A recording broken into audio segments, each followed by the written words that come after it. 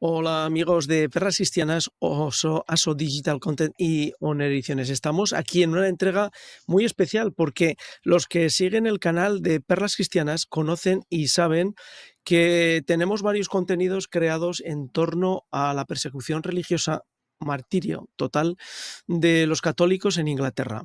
Es un tema que desde el primer contacto que tuvo aquí el que habla con Inglaterra y con Irlanda, descubrió una situación que cuando menos sorprendente. Además, bueno, pues en el año 2016 y 2017 la BBC emitió una serie que era de una crudeza total, que refrescaba la memoria de cómo fueron esos años terribles de persecución dentro de la Inglaterra, pues, de Enrique VIII. Pero por desgracia no terminó con Enrique VIII, sino que continuó. Pero para que nos hable bien de lo que sucedió en ese momento, tenemos a un especialista que lo va a hacer y nos va a contar exactamente cómo fue esa persecución y por qué y cómo fueron los orígenes de esa persecución. También vamos a extendernos con dos temas más de martirio, pero no voy a seguir yo, sino que le invito a que nos lo cuente él. Hola, Hola, buenas tardes. buenas tardes, Santiago. ¿Qué tal estamos? Muy bien, Eliseo, muchas gracias. Bueno, pues en primer lugar, Santiago, gracias por atender nuestro llamado, y atender también, explicarnos un poquito y sacarnos de esta oscuridad de lo que es el martirio.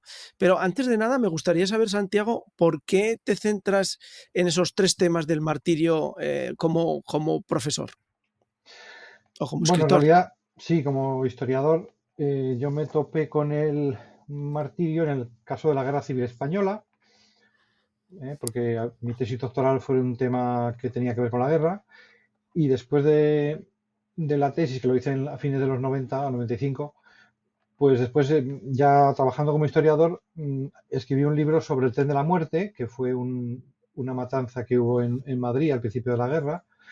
Y ahí, como me topé también con casos de martirio, porque entre los fusilados estaba el obispo de Jaén, digamos que ahí ya me interesó más hacer un estudio más general de los mártires católicos asesinados durante la guerra civil, ¿no? Y eso fue un libro que se llamó Holocausto Católico. Y ya después, que eso fue un libro que publiqué en el año 2013, coincidiendo con la beatificación de mártires que hubo en Tarragona. Y Ujú. ya después han pasado casi 10 años, porque ya escribí un libro sobre los mártires de la época del nazismo, eso fue en 2021, y luego en el 22 escribí sobre los mártires de Japón, y ahora el año pasado es cuando he publicado, bueno, este mismo año, ¿no? En realidad he publicado este libro de los mártires de Inglaterra. Entonces, bueno, es un tema que me ha interesado, digamos, bastante, pero sí, a partir del estudio de la guerra civil. Bueno, pues con lo que nos ha relatado Santiago, ya se pueden imaginar que este podcast corto no va a ser. Y nos quedaremos con 50 cosas en el tintero, pero bueno, tendremos al final, en la caja de descripción del vídeo, pondremos los enlaces para poder adquirir y comprar los libros de Santiago, porque yo he podido ojear por encima el de Inglaterra, y les puedo decir que es muy interesante porque no abarca simplemente a los hechos concretos del martirio, sino que intenta dar un ambiente político y de circunstancias que por desgracia se dieron, ¿no?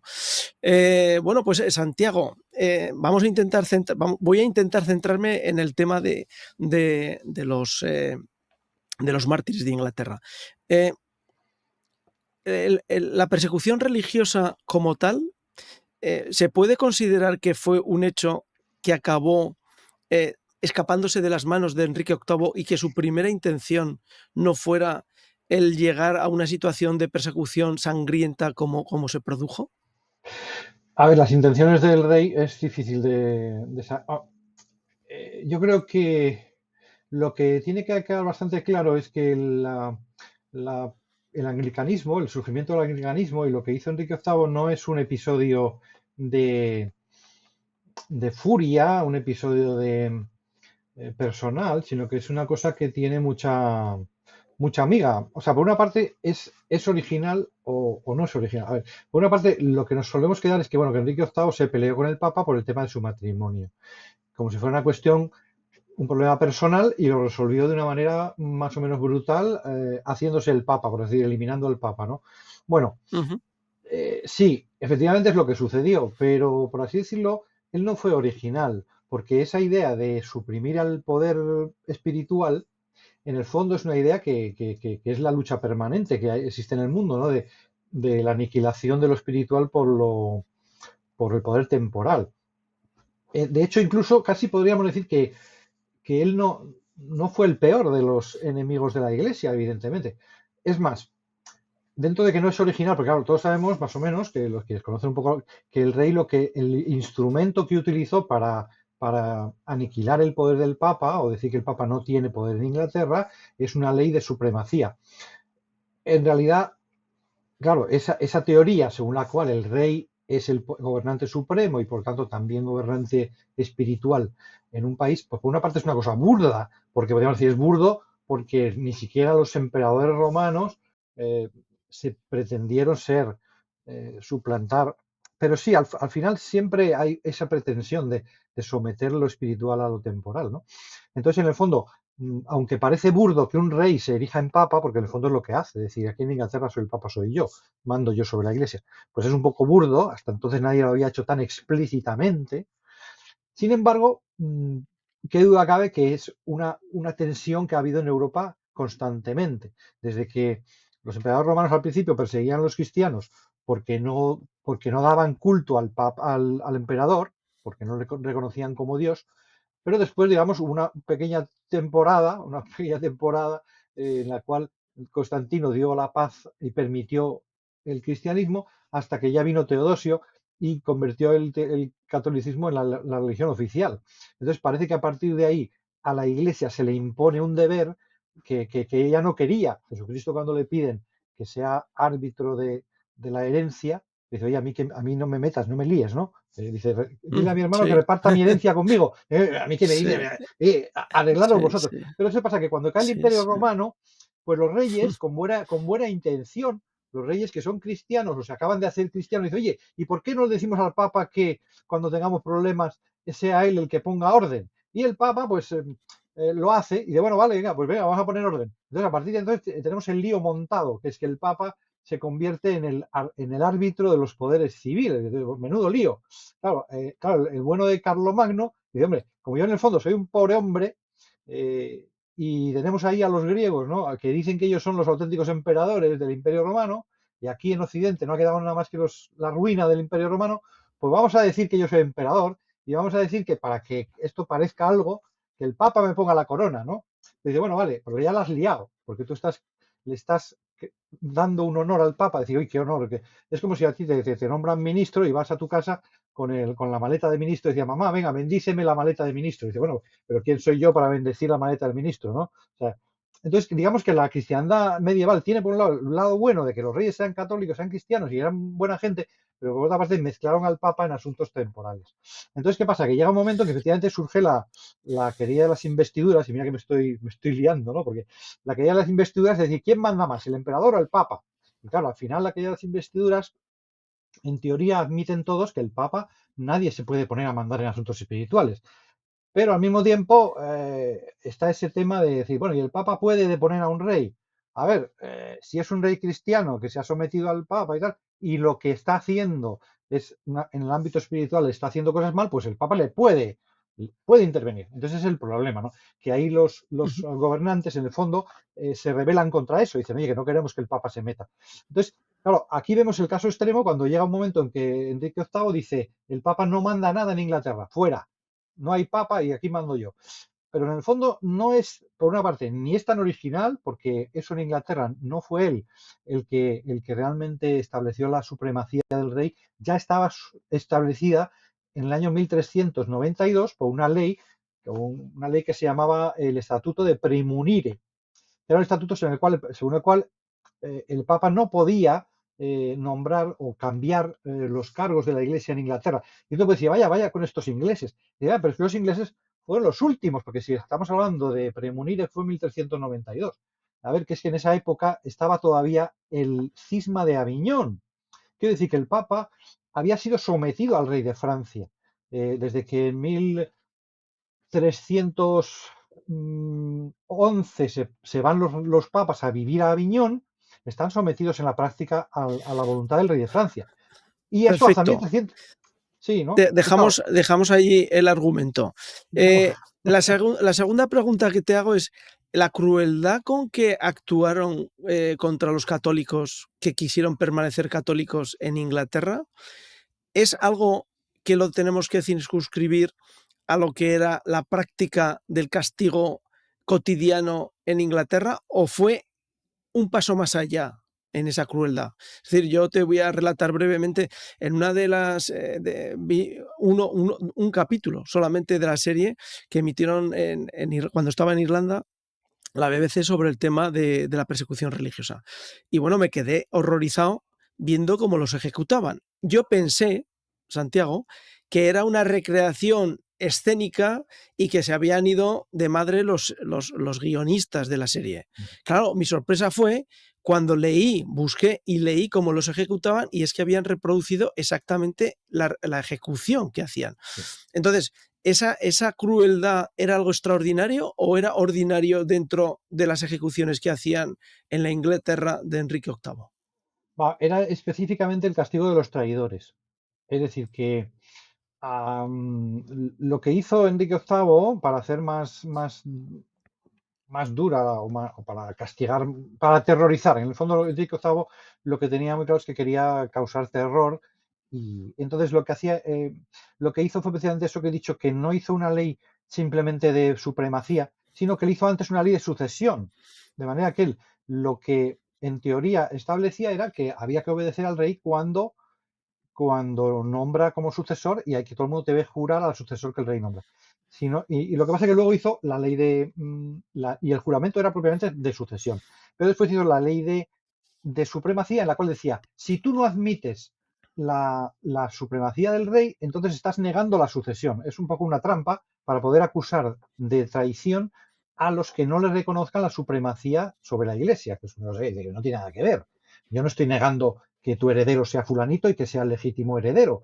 Pero claro, él empalmó las dos cosas de manera que si tú le negabas la supremacía eclesiástica, estabas negando la sucesión. Y entonces te aplicaban el castigo de los traidores, como si fueras un rebelde. Entonces, efectivamente, el castigo de los traidores era triple, porque no era la decapitación, ni la simple ejecución, ni el ahorcamiento, sino que lo llamaban ahorcamiento, arrastramiento y despedazamiento. ¿Qué quiere decir esto? Ahorcar es muy sencillo, es ahorcar. Lo que pasa es que en ese caso estaba establecido que la persona no podía morir, sino que cuando la ahorcaban era simplemente para atontarlo, para debilitarlo, y después había que destriparlo. Eso que llamaban ellos arrastrar, en inglés decían arrastrar, pero significa destripar. Entonces quiere decir que a la persona primero la ahorcaban y después, estando viva, tenía que estar viva. La cosa es que no se le podía dejar morir. Y estando viva, pero ya un poco atontada, es como si fuera a poner las banderillas al toro y que se deje más. Pues ya, estando viva, tenías que extraerle las entrañas y tirarlas al fuego.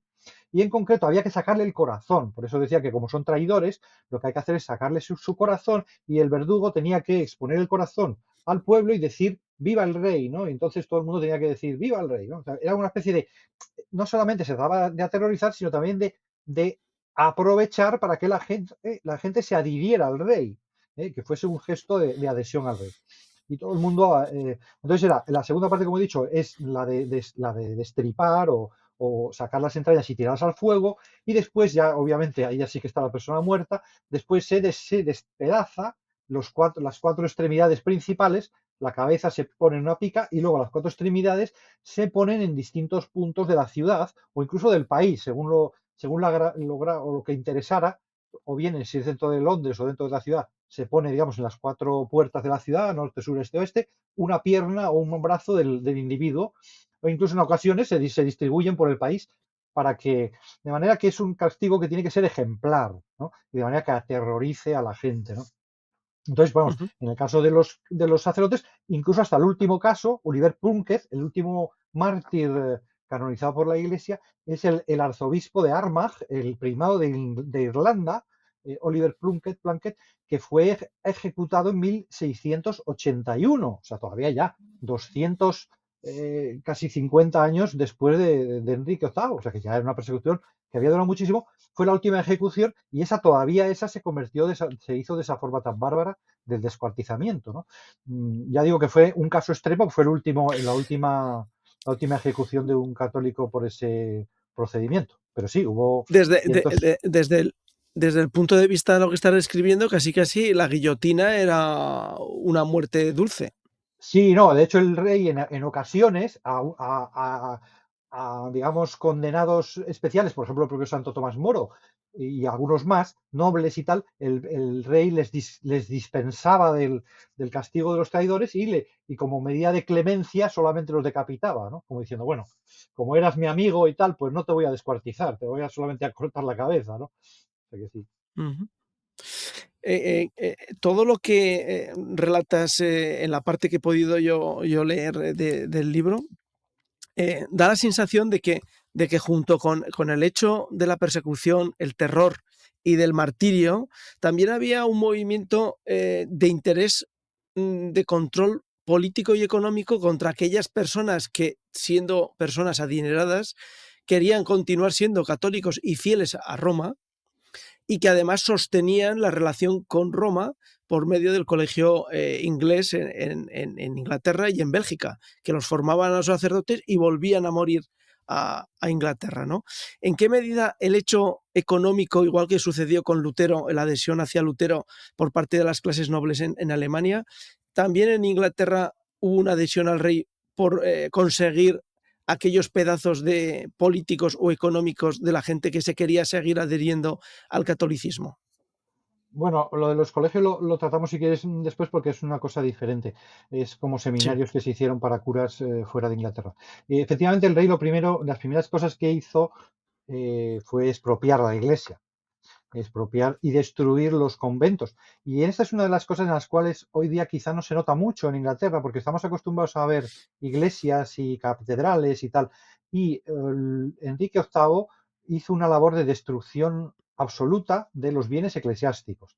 Entre las primeras leyes, la ley de supremacía es del 34, en el 35 empiezan las ejecuciones, y en el 36 ya hace el rey una ley de una expropiación de los conventos y abadías y demás, ¿no? Es decir, él suprime todas las órdenes religiosas.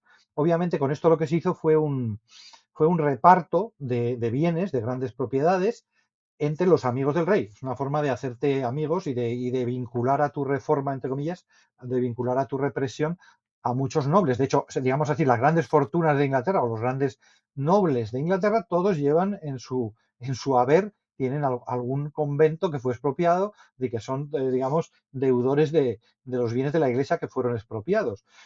Pero fueron no solo expropiados, porque nosotros en España estamos acostumbrados a hablar de la desamortización de Mendizábal, que efectivamente implicó cierta destrucción, pero por descuido, por abandono. Pero es que la destrucción que hizo Enrique VIII era una destrucción querida, es decir, que él lo que hacía era destruir los conventos y abadías, pero completamente arrasarlas y matar a los curas, a los monjes. De hecho, por ejemplo, lo que es emblemático es obviamente Canterbury, la sede primada de Inglaterra, la abadía de Canterbury y catedral, fue completamente arrasada por los soldados del rey, no simplemente por el tiempo que se abandonó, no, no, fue arrasada. La tumba de Santo Tomás Becket, que era el mártir ujú. emblemático porque se había resistido al rey, lo había matado el rey, ¿no? En siglos anteriores, ¿no? Bueno, pues la tumba de Thomas Becket fue destruida y su cadáver quemado, pero no solamente ese, sino que el rey ordenó que en toda Inglaterra se destruyeran todas las imágenes religiosas y en particular las de Santo Tomás Becket, que nunca se pudiera llamar santo, etcétera. Es decir, que aunque hoy parezca, tras el nombre de Iglesia Anglicana, pueda parecer que simplemente es un cambio de nombre, un cambio de titularidad, no, él fue una absoluta destrucción de la Iglesia. O sea, fue completamente destruidas todas las imágenes. Y como digo, en particular todo lo referido a los cultos a los mártires y a Tomás Becket, ¿no? Es decir, que lo que pasa que, y eso continuó durante mucho tiempo, y no digamos ya con los puritanos. Con lo cual, lo que pasa que luego en el siglo XIX, pues cuando ya la persecución desapareció y ya se volvió a una cierta paz y normalidad, pues los anglicanos reconstruyeron las catedrales, reconstruyeron iglesias, y hoy día tenemos iglesias que uno va por Inglaterra y ve iglesias neogóticas y te puede dar la sensación de que son las iglesias antiguas, pero no son las iglesias antiguas. Las iglesias antiguas fueron arrasadas. Entonces, algunas Ujú. han ido siendo reconstruidas, en el caso de Canterbury, que no quedó ni una piedra, pues han reconstruido una especie de cosa que parece una abadía gótica, pero no lo es, ¿no? Ujú. Y con respecto al tema de los seminarios, que se formaban en Bélgica, en Bruselas y en el College del Vaticano, esos movimientos, ¿cómo estaban organizados desde Inglaterra? ¿Cómo era la jerarquía católica en el momento de la persecución para organizar y mandar a esos seminaristas fuera y que volvieran? Pues esto es muy interesante porque ayuda a comprender cuál es la esencia de la Iglesia. La Iglesia no está hecha, por así decirlo, a base de obispos y curas, ¿no? Podríamos decir. Que sí que es necesario los sacramentos, pero los sacramentos uno puede sobrevivir aunque no haya jerarquía. Lo que pasó en Inglaterra, efectivamente, es que, lógicamente, Enrique VIII, de un plumazo, no destituyó a los obispos, pero sí les hizo separarse del Papa. Hubo un pequeño periodo con su hija María que restauró la jerarquía católica, gracias al cardenal Paul, Reginald Paul.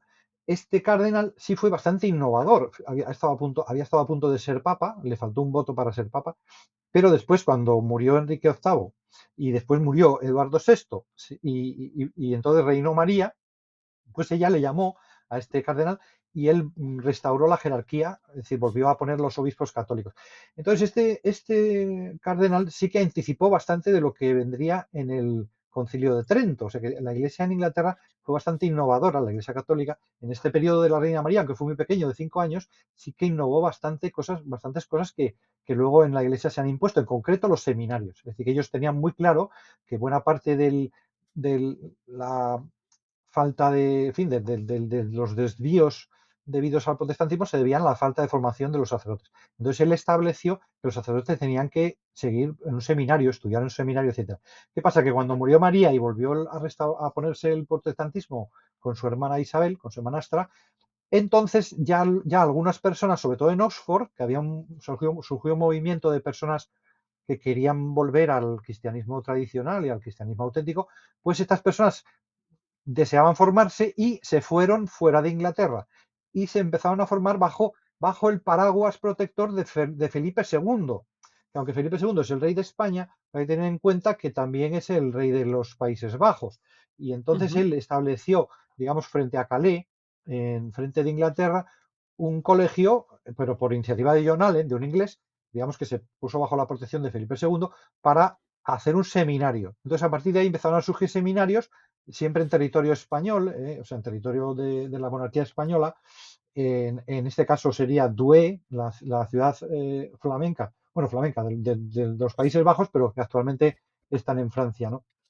Pues de Douai, que luego se trasladó a Reims, porque Douai cayó en manos de los calvinistas, entonces se trasladaron a Reims, y luego en España, pues en Valladolid, y efectivamente también en Roma y en Sevilla. En todos estos sitios y alguno más se pusieron seminarios, desde donde, aunque en Inglaterra no hubo ni un solo obispo católico, durante 200, 300 años no hubo ni un solo obispo católico en Inglaterra, pero sí se enviaban sacerdotes para ayudar a la gente. Entonces es importante darse cuenta, ahí sí que la iglesia inglesa se purificó de esa mezcla de actividad política que podría tener en otros países. Porque los sacerdotes en Inglaterra, primero porque no tenían obispo, con lo cual no había nadie que mandara, y por otra parte se dedicaban simplemente a dar los sacramentos a quienes se los pedían. Ni siquiera eran auténticos predicadores, ellos no iban ahí con intención de polemizar con los protestantes o con los anglicanos. Ellos iban ahí simplemente a atender a las personas que les pidieran los sacramentos. Entonces, eso es lo que nos dice, bueno, la iglesia, ¿qué necesita la iglesia para sobrevivir? Pues no necesita ni catedrales, ni iglesias, ni colegios, ni nada. En Inglaterra estuvieron 300 años sin nada de eso y sobrevivieron gracias a que había sacerdotes que confesaban Eh, a la gente, que decían misa cuando podían, pero por lo menos lo esencial, ¿no? Tú como eres como uno de tus libros también es el tema, y no quiero tratar sobre esto, ¿no? Pero como apunte, en el tema de los mártires de Japón, Japón también es un ejemplo de que sobrevivió la iglesia en Japón, la iglesia católica en Japón, después de muchos siglos sin absolutamente nadie. ¿Tú crees que hay algún paralelismo entre esa circunstancia japonesa y la que estás citando en Inglaterra? Bueno, el paralelismo es originario porque empezó la persecución antes en Inglaterra. Entonces los japoneses, cuando se empezaron, los misioneros japoneses, cuando empezaron a verse perseguidos, ellos mismos son los que dijeron, vamos a tener que hacer lo mismo que en Inglaterra. Claro, lo que pasaba en Japón es que les faltaba un poquito de, claro, Inglaterra llevaba 1000 años siendo cristiana, les faltaba un poco de base. En Japón llevaban 50 años habiendo cristianos, ni siquiera la sociedad no era, nunca fue cristiana, ¿no? Entonces, en ese sentido, la situación es parecida. Lo que pasa es que los japoneses fueron más, los gobernantes japoneses casi fueron más lúcidos que los ingleses. Es verdad que los ingleses sí que pretendían matar a los sacerdotes y apuntaban sobre todo a los sacerdotes para matarlos. Sabían que sin sacerdotes no hay iglesia. Pero es que en Japón lo consiguieron porque era más fácil también. En Japón exterminaron a los sacerdotes. Entonces, en ese sentido, tiene casi más mérito la cristiandad japonesa porque allí sobrevivieron sin sacerdotes. De hecho, que en Inglaterra no hubo obispos, pero sí los había en Irlanda, por ejemplo, y claro, los había en Flandes, o sea, a no mucha distancia. Podían ordenar sacerdotes y enviarlos con facilidad. Mientras que en Japón, durante 250 años, no hubo ni sacerdotes, no solamente obispos, sino tampoco hubo sacerdotes. Entonces, no hubo ni una sola misa. En Japón no se celebró ni una sola misa durante casi 300 años. Entonces, claro, eso ya es como mucho más duro, mucho más difícil. Efectivamente, la cristiandad japonesa sobrevivió, pues porque sencillamente, misteriosamente, es imposible acabar con los cristianos, pero estuvieron muy cerca del exterminio. Realmente en Japón Ujú. sí se ha dado el fenómeno de que no se ha dado en Inglaterra, de que los cristianos llegaron a ser tan, tan, tan marginales que ellos mismos se marginaron hasta el extremo de que cuando volvió a aparecer la Iglesia Católica por Japón, la mitad de esos cristianos ocultos ni siquiera se atrevió o no llegó a volverse a juntar con los católicos, porque ya estaban Ujú. tan deformados, tan, digamos, convertidos en una secta tan cerrada que ya ni siquiera pudieran reconocer que pertenecían a la Iglesia Católica. Pero bueno, es un caso muy Ujú. extremo, porque, como digo, en Japón estaban absolutamente desprovistos de todo, ¿no? Mm. Eh, en el movimiento de persecución religiosa dentro de Inglaterra, ¿cómo ves la diferencia? Yo he vivido en Irlanda y me he dado cuenta de que el catolicismo en Irlanda, en alguna medida, no diré siempre, pero en alguna medida, ellos, los que son contrarios a la Iglesia Católica, siempre dicen que ha sido un sostén del nacionalismo irlandés. Y los que son miembros de la Iglesia Católica y son fieles activos, pues lo que plantean evidentemente es que la lucha política o nacionalista no tiene que enturbiar lo que sería la fe católica, ¿no? ¿Tú Ujú. cómo ves en qué medida esa persecución que se produjo con Enrique eh, se extendió en Irlanda y fue un hecho que ayudó a constituir todavía más ese ser nacional dentro del mundo irlandés? Bueno, esto es muy complejo y habría que conocer. Yo no soy un absoluto, no soy un conocedor ni de la historia, digamos, de las islas anglocélticas tan, tan, tan profundo, ¿no? Claro, porque es que el problema empieza cómo les llamo a estos mártires, porque no les puedo llamar mártires de Inglaterra, porque son mártires de Inglaterra, pero también de Irlanda y además también de Escocia. Y claro, entonces, ¿qué les llamo? Mártires del Reino Unido, pero es que no se llamaba el Reino Unido, porque el Reino Unido empezó en 1703 o 4 por ahí, cuando ya prácticamente la persecución había terminado. Entonces, quiero decir con esto que en esa época lo que sabemos es que Irlanda estaba dentro del reino de Inglaterra, ¿vale? Pero al mismo tiempo existía una diversidad, existía la población céltica y existía la población normanda, o por lo menos familias de origen normando. No olvidemos que los normandos habían conquistado Inglaterra. La Ujú. nobleza inglesa, en buena medida, la nobleza del rey en torno al rey era normanda. Entonces también en Irlanda había esta complejidad, que es que había un sustrato céltico, de población irlandesa, digamos, gaélica, pero existía también población de origen inglés, digamos, de origen, no sé si diría sajón, porque es que no son sajones. Inglaterra es una mezcla tal que yo no creo que se pueda hablar de una raza, ¿no? Entonces, ni mucho menos. Pero también había familias normandas. Entonces, ahí hay una mezcla. El problema, lo que yo veo sobre todo es que la persecución al final se vuelve contra el perseguidor, porque el perseguidor pretende unificar en torno a sí o reprimir a los diversos, pero al final acaba creando una separación tan grande que acaba rompiendo su propio país cuando lo que pretendía era en teoría unificarlo. O sea que realmente cuando ahí sí se cumple mucho eso de que no se puede lograr un bien con un mal. Si tú haces algo positivamente malo, como es perseguir a personas inocentes, eso se va a volver contra ti, aunque lo que pretendieras era unificar un país, como el caso de Inglaterra, que estaban muy enfadados contra Francia por su fracaso en la Guerra de los 100 años, y parece que la represalia contra la Iglesia es como una, una pataleta contra el continente, una especie de Brexit, una especie de enfado contra Francia, pero tú te estás enfadando con Francia, casi imitando lo que hacían los reyes de Francia, y al final, bueno, entonces a lo que voy en concreto, en el caso de Irlanda es como muy claro que en Irlanda había una cierta convivencia, pero también una cierta imposición de Inglaterra, evidentemente, pero digamos era muy ligera, porque efectivamente el dominio inglés sobre Irlanda no se ejerció.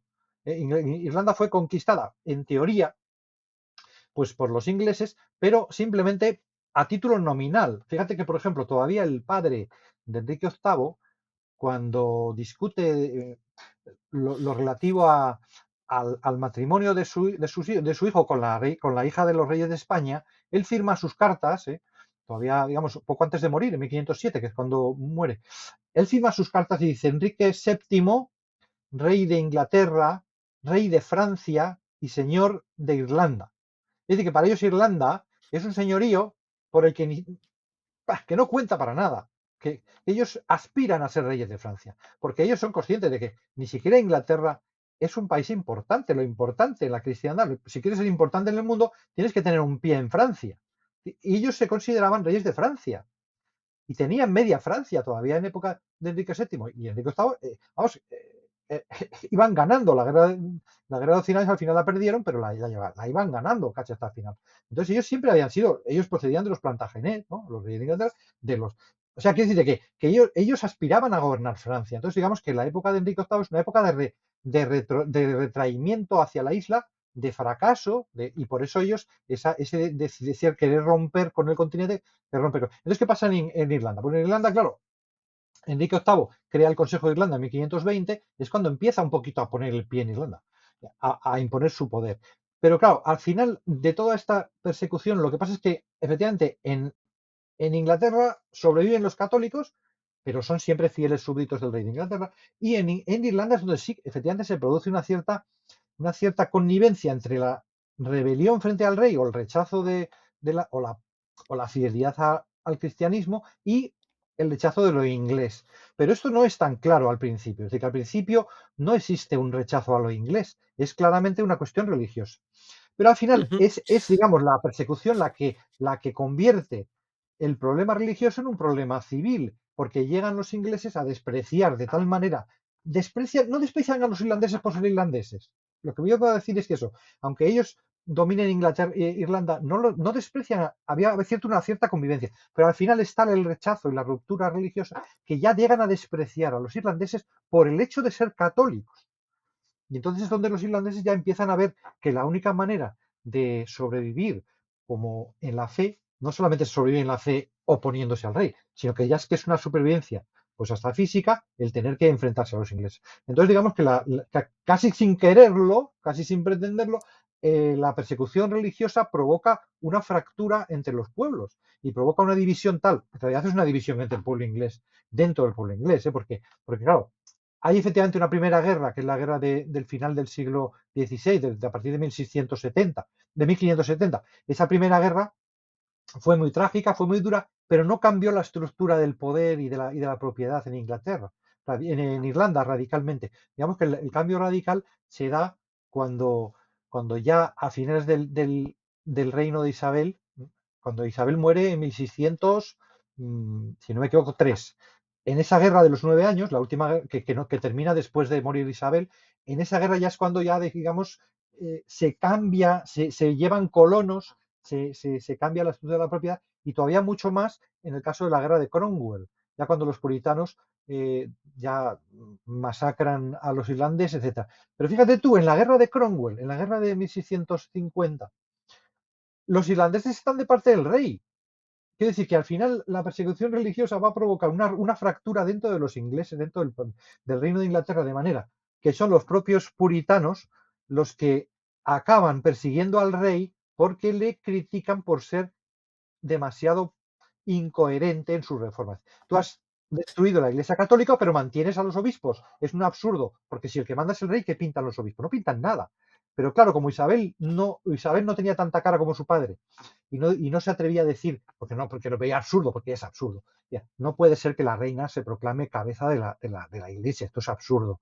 Aparte porque es una mujer, y eso en esa época, pues entonces la reina Isabel dijo, bueno, es el Parlamento el que es el cabeza de la Iglesia. Y ahí metió la cuña de que el Parlamento pueda volverse contra el rey. Entonces, en definitiva, la guerra civil de los ingleses de mediados del siglo XVII es una guerra civil entre el Parlamento que es puritano, o sea, que es radical, contra un rey que parece catolizante porque conserva demasiados elementos de autoridad en la Iglesia. Entonces, fíjate tú que al final lo que ha provocado Enrique VIII es la propia destrucción de la monarquía, porque él todo eso lo hizo para reafirmar la autoridad del rey y lo que ha conseguido es destruirla. Al dar el poder Ujú. de la Iglesia al Parlamento, lo que ha provocado es que el rey pierda el poder y al final sea el rey destituido y ejecutado por el Parlamento. Carlos I fue ejecutado por el Parlamento. Entonces, en esa guerra civil, ¿qué pintaban los irlandeses? Claro, los irlandeses decían, ya no pinto nada porque a mí no, ni me va ni me viene este tema entre puritanos y anglicanos. Es una disputa teológica pero yo el mal menor será estar con el rey. Entonces resulta que en la paradoja es que en la guerra civil inglesa los irlandeses estaban con el rey de Inglaterra y contra el Pero claro, Parlamento. porque los que nos están siguiendo, es que Cromwell fue terrible en la Claro, porque es persecución el mal con menor. los irlandeses.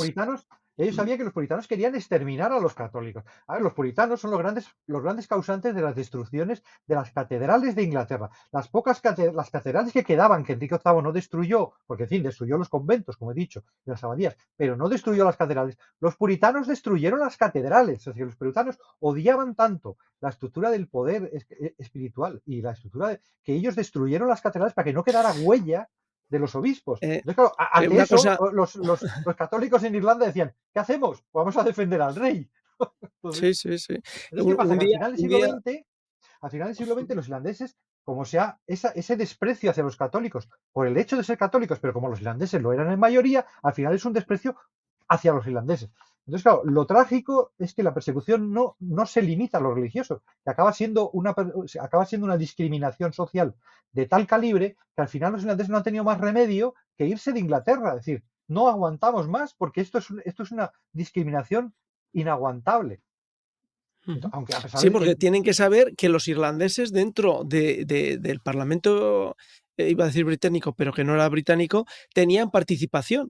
Y había irlandeses que participaban como consejeros, es decir, había una actividad que se mezclaba. De ahí que Santiago, eh, desde luego, es muy certero ese análisis porque al final los irlandeses tienen que abandonar su posición porque los puritanos los están masacrando, como dicen. no es que, no es que ¿Por lo qué crees? insistan, ¿eh? Porque ¿Cómo? fíjate tú, en el Parlamento, Irlanda tenía su propio Parlamento. Irlanda Ujú. pasó la ley de supremacía, la aprobó con un año de retraso, un poquito más tarde que Inglaterra, pero también Irlanda aceptó la supremacía. Pero aún así, digamos que los irlandeses tenían esta doblez, un poquito podríamos decir, de que aunque aceptaban las leyes inglesas, pero seguían siendo católicos. Entonces, en el Parlamento irlandés hubo mayoría de católicos en el Parlamento hasta 1613. O sea, hasta esa segunda guerra de al final del reinado de Isabel, en la cual vinieron los ingleses y arrasaron, todavía había mayoría de católicos en el Parlamento irlandés. Entonces, ¿qué pasa? Que después ya son completamente marginados hasta el siglo XIX. Entonces, la primera vez que vuelve a ser elegido parlamentario en Inglaterra, en el Parlamento inglés, un irlandés católico, es en 1820 y pico, 23 o 25. Y tiene que ser, y fíjate tú, son tan digamos, tan sectarios, podríamos decir, los anglicanos, los ingleses, que rechazan el nombramiento y tiene que repetir las elecciones. Tuvieron que repetir las elecciones para que este católico irlandés volviera a ser elegido. Entonces, claro, en esa situación te dices, bueno, es que ya mis derechos se ven tan despreciados que ya no queda más remedio que irse, ¿no? ¿Por qué crees que se fue mitigando la persecución hacia los católicos? ¿Porque ya no quedaban? No, no, no, no, no, no, no, no fue así. Fue realmente, yo creo que hombre, los ingleses tienen cierta, no, es que tengan cierta, tienen capacidad o sea, son gente razonable, y es verdad que los reyes de Inglaterra se daban cuenta que aquello era una exageración, que aquello era exagerado. Yo creo que la propia reina Isabel, fíjate tú que Isabel en realidad no es una perseguidora desde el primer momento.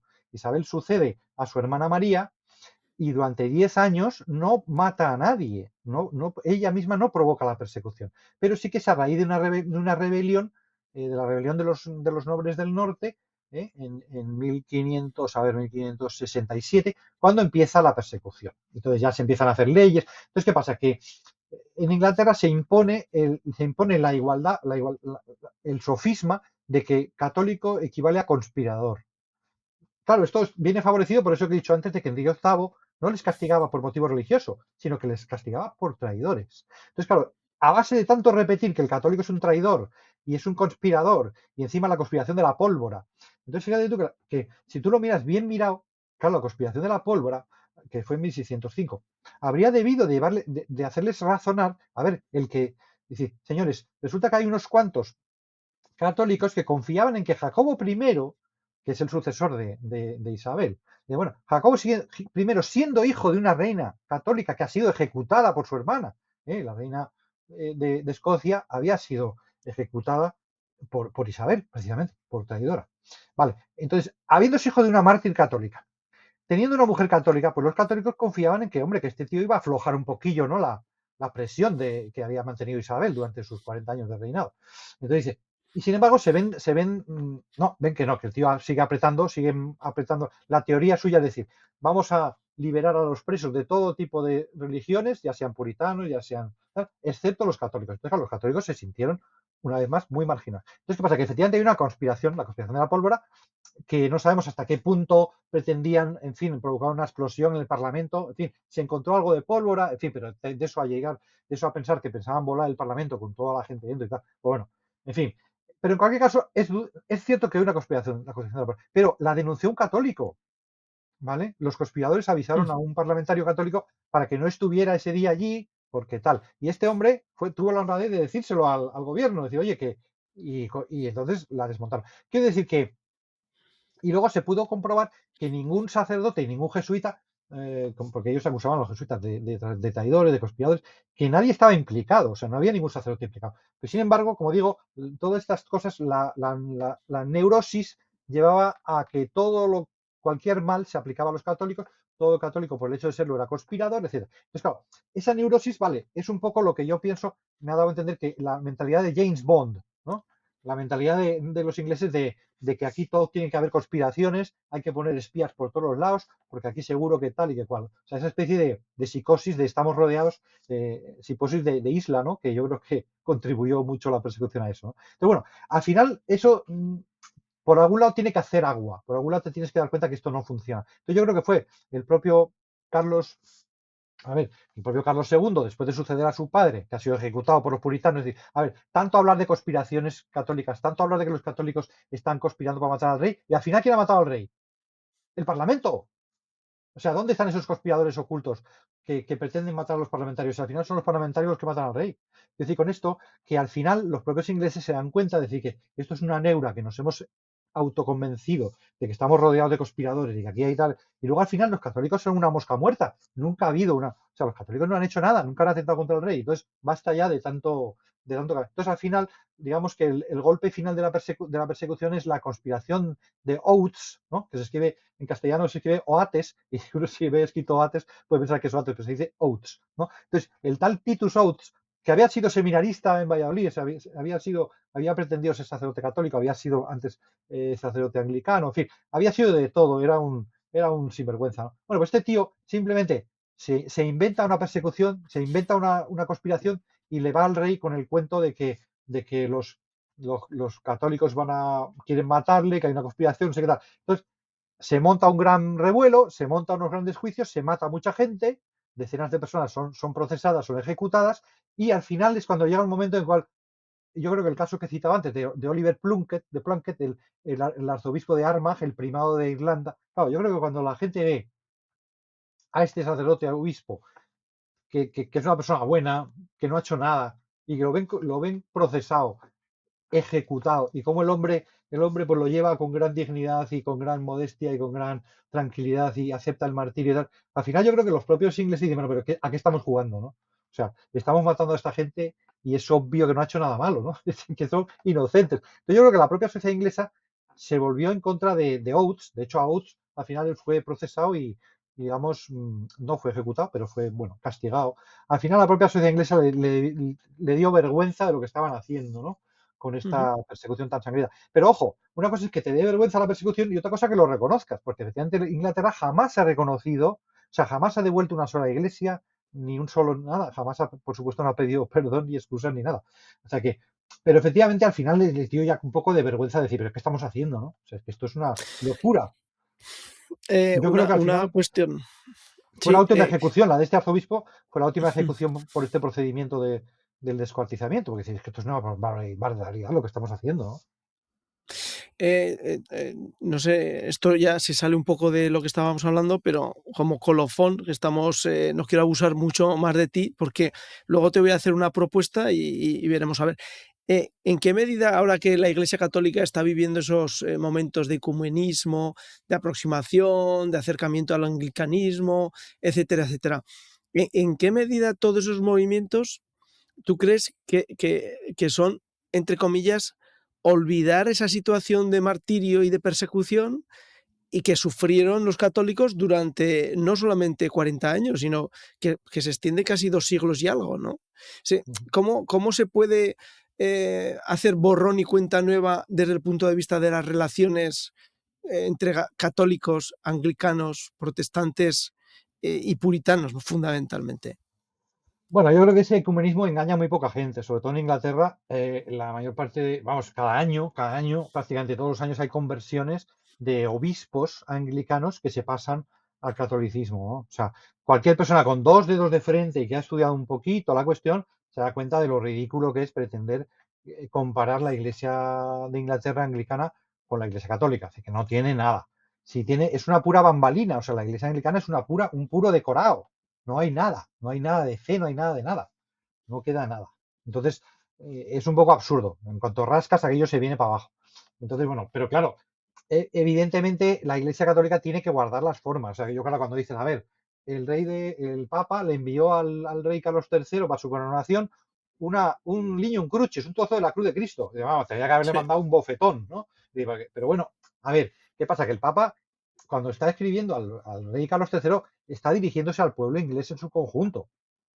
Y claro, tú no puedes pedir a no sé, pues a un vendedor de pescado de Plymouth o de lo que sea, no le puedes pedir que conozca la historia y tal. Entonces tú no puedes tener un desaire con el pueblo inglés como tal. Entonces tienes que guardar las formas y decir, bueno, muy bien, pues se corona desde Inglaterra, que además es el jefe de la iglesia inglesa, que es una cosa ridícula y absurda, y que habría que pedirle que, por favor, deja eso ya, ¿no? Pero el Papa, en vez de decirle eso y decir las cosas claras, pues le dice, mira, chico, te regalo un niño, un crucis. Y bueno, a ver, el propio santo San John Newman, San John Henry Newman, que es el primer santo inglés no mártir, ¿eh? El primer santo moderno inglés, ¿eh? Pues claro, él no se habló, ay, no sé si se está cortando, él no se atrevió a hablar de los mártires, no se Ujú. atrevió. Él sufrió discriminación, estamos hablando de la mediados del siglo XIX, todavía había discriminación hacia los católicos, entonces tú no puedes, digamos, encima ir provocando.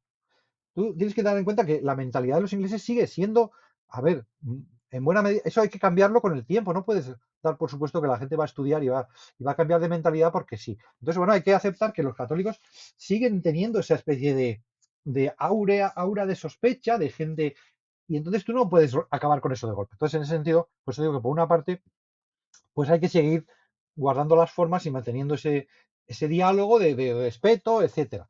Ahora bien, dicho esto, es lo que he dicho antes, que bueno, que lo más grave no es el tema de que siga existiendo una iglesia anglicana, sino esa fragmentación y esa. Entonces, en nuestro caso, yo digo, ¿cuál es el problema o cuál es lo que más podemos aprender de la persecución inglesa? Para mí es el problema del Papa. Es decir, lo que nos enseñan los ingleses precisamente es el valor del Papa. Es decir, que no podemos despreciar al Papa, que no podemos pensar que la iglesia podría funcionar sin Papa. O sea, esto es un absurdo. Entonces, claro, lo que nos han enseñado los mártires de Inglaterra es decir, gente que era inocente y que estaba dispuesto a servir a su rey, pero que no podía aceptar que la iglesia no tuviera papa, que el rey pretendiera ser el papa. Entonces, es decir, eso es lo que yo creo, ahora no van a, a los católicos en Inglaterra los respetan, los dejan trabajar y eso es suficiente. No hace falta exigir que nos devuelvan las iglesias o las catedrales, eso es imposible y no hace falta. Pero lo que sí nos enseñan al resto del universo, de los católicos, es decir, qué importancia tiene la autoridad espiritual. En el fondo, lo grave del asunto era que se había negado el hecho de que la autoridad espiritual pueda estar representada por una persona y esa persona deba ser respetada y su jurisdicción sea universal, todo eso, en fin, lo que es el Papa. Entonces, yo creo que para nosotros en el momento actual en que se pone en duda la autoridad del Papa es muy importante. Es decir, que el Papa no está ahí por lo guapo que es. Los papas de la época de Enrique VIII, algunos eran unos golfos y hacían guerras y eran señores temporales y había que andarse con cuidado porque decir, oye, este tío, yo no sé si de repente me va a perjudicar. Y eso en el fondo es lo que decía Enrique VIII. Yo no puedo estar aquí dudando sin estar seguro de que los obispos me van a obedecer a mí. Y voy a ver si resulta que obedecen a este tío y este tío quién es, ¿no? Bueno, pues esa es la cuestión. Es decir, si tenemos fe, pues tenemos que confiar en que Dios va a proteger a la Iglesia incluso del Papa. ¿Se entiende? Es decir, que incluso que el Papa fuera un golfo, aunque ¿verdad? Sabemos que Dios ha puesto un Papa y ha permitido que la Iglesia sea gobernada por un Papa y por lo tanto hay que confiar en que eso funciona, ¿no? Yo creo que eso es Ujú. la lección que nos dan los mártires, ¿no? De Inglaterra en concreto.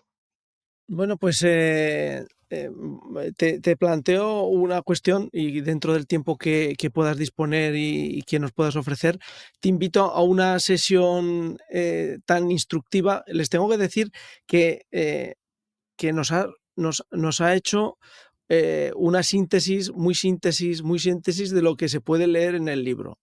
Pero claro, es que el libro está para estudiar y esto es para darnos unas pinceladas y unos recordatorios de lo que había sucedido y lo que sucedió en la iglesia, la persecución de los mártires de Inglaterra. Dentro de los dos libros que tienes de Japón y de la persecución religiosa española, eh, ¿cuál crees que de los dos presenta con más nitidez lo que es el martirio por creencias de fe? Pues es que es diferente, porque, a ver, lo de Japón es muy interesante porque se ve cómo la cristiandad echa raíces en un país a pesar de ser muy joven, de que apenas llevaban unos años siendo evangelizados y ya había auténticos cristianos dispuestos a dar su vida, ¿no? En cambio, y que es una persecución que dura en el tiempo 300 años y que, bueno, ahí realmente es tremendo, ¿no? Entonces, la persecución española es diferente porque es una persecución que dura muy poco tiempo, solamente la guerra civil, ¿no? O la revolución de Asturias, un poquito, ¿no? Es decir, que es una revolución que apenas en su momento más virulento, apenas dura medio año, el primer medio año de la guerra. Y sin embargo, también a ver, por una parte es muy triste que digas un país como España, que ha dado tantas glorias a la Iglesia, que ha evangelizado pueblos, ¿cómo puede ser posible que de repente con esta hazaña se pretenda la aniquilación total de la religión, ¿no? Y del cristianismo y de los sacerdotes y de los católicos en general, ¿no? Entonces, bueno, también es bueno porque, claro, nosotros somos españoles, los, supongo que los espectadores. Entonces, es bueno también decir también un poquito de humildad, decir, oye, ojo, ojo que esto también lo hemos hecho nosotros, ¿eh? Ojo que probablemente aquí hemos matado más curas que en ningún otro país del mundo, ¿vale? Ujú, O sea, que ujú. decir, bueno, pero también eso por una parte puede parecer negativo, pero también decir, oye, ¿y qué bien han aguantado? Es decir, que eso también es una gloria. De hecho, Benedicto XVI, lo decía hace poco un exministro, ¿no? Decía, Benedicto XVI decía, bueno, la fe en España no va a desaparecer porque, bueno, pues porque ha sido un país muy querido por Dios, porque ha evangelizado a América, tiene un mérito tremendo, pero digamos que el segundo, y decía tres méritos, grandes méritos de España, decía, el primer mérito es la evangelización de América, el segundo es la defensa de la fe en Europa en la Edad Moderna, pues en Europa en las guerras de religión, etcétera, pues haber mantenido la fidelidad al Papa, y el tercer gran mérito de la Iglesia en España es la persecución, es los martirios del siglo XX. Y ese quizá es el punto que menos conocemos, ¿no? Yo creo que la gente sí sabe que ha habido una guerra civil, más o menos sabe que se quemaron iglesias, que en el bando republicano no miraban bien a la iglesia y hasta mataban curas, pero realmente lo que no se conoce bien es hasta qué punto la hazaña con la que se mató hasta el último pueblo, eh, se persiguió hasta la última señal de religiosidad, se quemó hasta el último libro de religión, en fin, o sea que fue una cosa muy sañuda y vale la pena conocerla un poquito, ¿no? Sí, yo creo que sí, para nosotros es nuestra responsabilidad conocer un poquito mejor a nuestros mártires, ¿sí? Bueno, pues si te ofreces, te invitamos a un siguiente episodio en el que nos puedas hablar limitadamente, porque bueno, pues los libros se extienden mucho más de lo que pueden dar 40 minutos o 50 minutos, aunque te tengo que decir que te agradezco muchísimo el esfuerzo que has hecho por sintetizar hechos concretos y conclusiones a vuelo de casi de vuelo pluma, ¿no? Porque reconozco que yo que he leído un poquito los relatos que el llegar a esa síntesis que has hecho, te lo agradezco mucho porque nos has ayudado a todos los que te hemos escuchado a tener un mapa claro para poder leer el libro ya de forma más certera. Les repito a ustedes que dentro de la caja de descripción les dejaremos los enlaces para poder acceder a los 3 libros y que en esa medida pues van a tener una muy buena información sobre lo que es el hecho del martirio dentro de la Iglesia Católica y dentro de lo que es el mantener la fe y por qué razones, porque al final la realidad es que negar la fe es algo tan sencillo como renunciar y con eso salvas la vida. Sin embargo, hay personas que no lo hacen, que la mantienen, la pierden y en el hecho de Inglaterra lo hacían de forma totalmente brutal. Santiago, mil gracias, de verdad. No sé cómo te podremos agradecer este tiempo que nos has dedicado.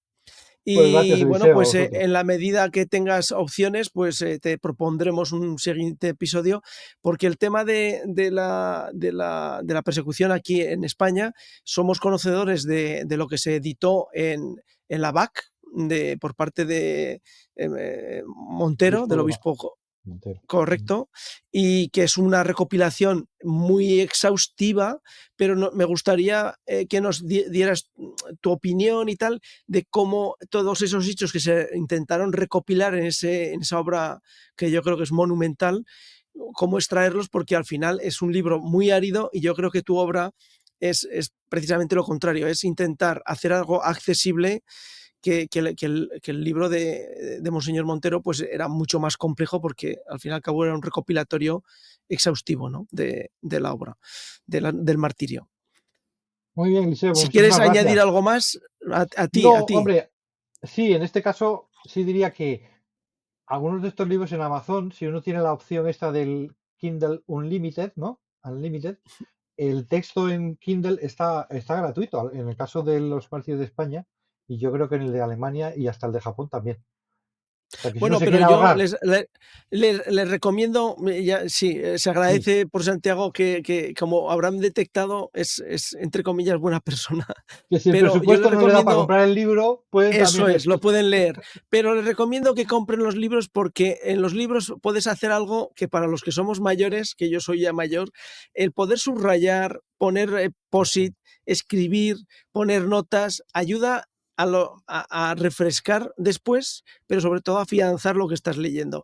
Y el martirio, para todos los que tenemos fe y creemos que el hecho político no solamente es un hecho aislado, sino que está metido y circunscrito a lo que es la fe, pues es importante que tengamos bien afianzado lo que es el martirio en las sociedades y no de las sociedades pasadas, porque por desgracia tenemos ahora hechos horrorosos dentro de los países africanos con esa persecución que de forma pues muy silenciosa se está realizando en países como Níger o Chad o en el mismo Sudán.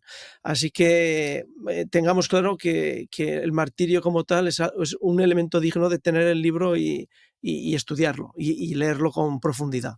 Santiago, mil gracias. Muy bien. Seguimos en contacto y hasta la siguiente. Muchas gracias, Eliseo.